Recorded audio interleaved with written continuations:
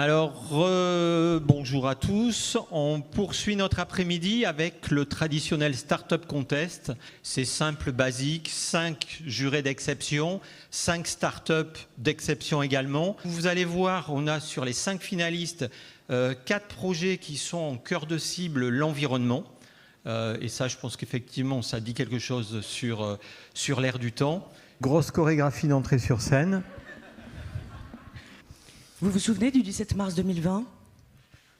Confinement, monde à l'arrêt, plus d'expos, plus de voyages. Et du 11 mai 2020 ? Déconfinement, liberté provisoire.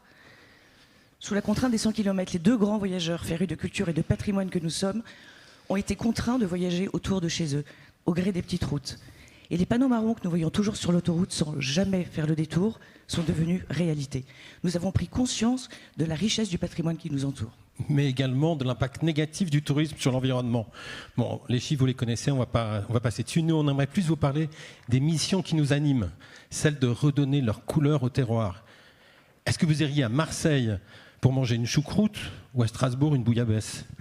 Celle également de remettre l'humain au cœur du voyage, de transformer les touristes en voyageurs avec des notions de proximité et de culture pour tous. Bonjour, Laurent Chappet, Alban de Maigret, mariés à la ville comme à la Seine, nous sommes les cofondateurs d'Itinerbis. Vous connaissez Waze ? C'est pratique, n'est-ce pas ? Eh bien, Itinerbis, c'est l'antithèse de Waze, une web app gratuite pour voyager en prenant son temps à la découverte du patrimoine local via les mobilités douces. Et cela, soit par des itinéraires personnalisables en fonction de ses goûts en quelques clics, ou des itinéraires préconçus que nous enrichissons avec un contenu immersif, parce que nous n'aimons pas voyager comme des valises. Notre signature, nos petites routes valent le détour. Et ce contenu, c'est un peu grâce à l'expertise d'Alban, qui depuis 25 ans est journaliste, plume, histoire, culture, patrimoine et rédactrice de de 2 chaînes de podcasts. Notre valeur ajoutée, pas de copier, de coller des guides sans âme, mais un contenu humain, incarné par sa plume et sa voix. C'est d'ailleurs là-dessus que repose notre modèle économique. Nous créons sur mesure du contenu pour valoriser vos destinations et vos acteurs. Nous avons été lancés sur un territoire pilote qui était le Pays de Grâce en mai 2023 et nous pensions à l'origine nous adresser aux touristes. Mais en allant à la rencontre de nos utilisateurs, nous sommes rendus compte que les locaux connaissaient mal leur territoire et encore moins leur histoire. Et donc nous avons décidé d'orienter notre offre vers le tourisme de proximité, surtout lorsque l'on sait que 50% des Français ne peuvent pas partir en vacances. Et tout cela pour renforcer un impact environnemental, social, culturel et économique, qui a été récompensé par plusieurs prix, notamment Atout France. Merci Fatih. Nous sommes actuellement en pleine expansion territoriale. Notre ambition, couvrir la France en 2026, puis l'Europe, devenir la référence du tourisme de proximité.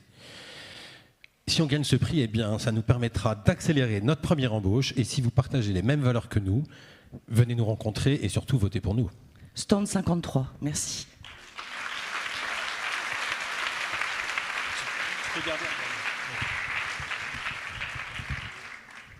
Merci à vous. Il vous restait 1 seconde. Non, une question ? Il la donne la seconde au suivant. Bon, ils sont sympas.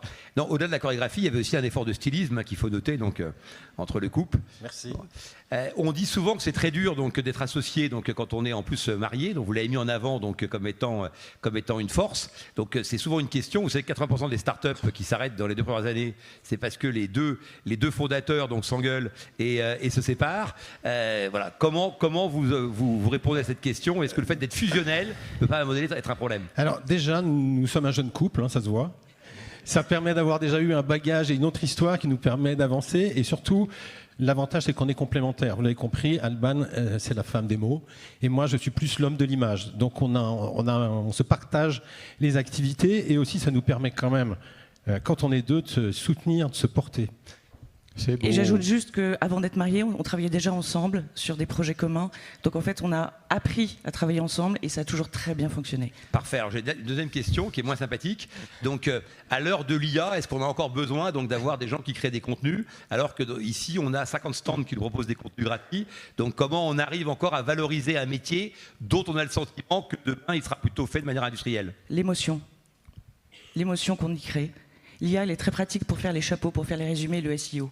En revanche, le contenu qui transporte, qui crée une émotion, qui est propice au rêve et à l'imagination, pour l'instant, c'est pas remplaçable par l'humain. Et je précise que pour la voix, on n'est pas encore arrivé à avoir une jolie voix IA. C'est souvent un petit peu encore robotique. Tourner à droite, aller à gauche.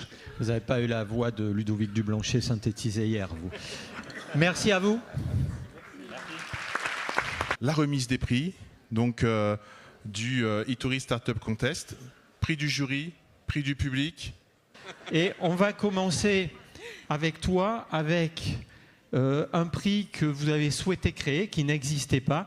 Okay. Alors, c'est toi, puisque tu vas remettre un prix avec un abonnement à la revue Espace. Oui, un petit cadeau improvisé pour un prix qui n'existait pas, improvisé également. Donc, on a souhaité récompenser l'émotion, puisque le jury s'était focalisé sur 2 autres critères qui étaient le pitch et la valeur ajoutée du concept pour essayer d'attribuer la récompense qu'on vous souhaitait décerner. Et voilà, nous, on a craqué, on a voulu rajouter un peu d'émotion à cela et donc créer un nouveau prix qui est notre prix coup de cœur, je crois, on peut dire ça comme ça. Et pour ça, donc, je demande à Itinéraire Bis de bien vouloir venir sur scène.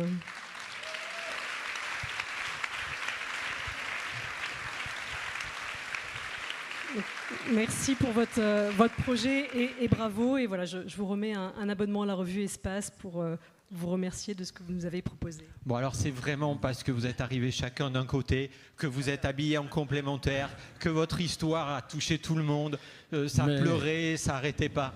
Franchement, bien joué. Mais nous, ça nous fait plaisir parce que vraiment l'émotion, c'est ce qu'on a essayé de vous faire passer tout à l'heure. C'est ce qui nous anime tous les jours. Et donc... C'est ce qu'on essaye de transmettre avec le contenu qu'on crée. C'est vraiment de créer une émotion pour transformer en fait une simple promenade en une expérience incroyable, juste par l'émotion, par le rêve, l'émerveillement et se faire transporter. Donc merci vraiment le public.